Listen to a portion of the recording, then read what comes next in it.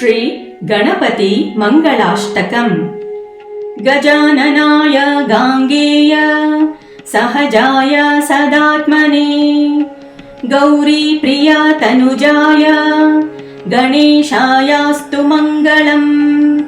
नागयज्ञोपवीताय नत विघ्न विनाशिने नन्द्यादि गणनाथाय नायकायास्तु मंगलम्।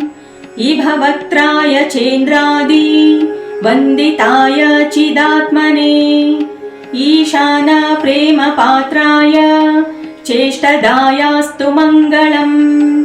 सुमुखाय सुषुण्डाग्रो क्षिप्तामृत घटाय च सुरवृन्द निषेव्याय सुखदायास्तु मंगलम्। चतुर्भुजाय चन्द्रार्ध विलसन्मस्तकाय च चरणावनतानर्थ तारणायास्तु मंगलम्। वक्रतुण्डाय वटवे वन्द्याय वरदाय च विरूपाक्ष सुतायास्तु विघ्ननाशाय मंगलम्।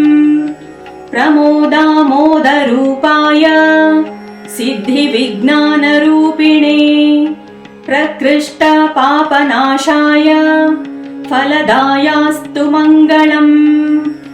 मंगलं गणनाथाय मंगलं हरसूनवे मंगलं विघ्नराजाय विघ्नहर्त्रेस्तु मंगलम्।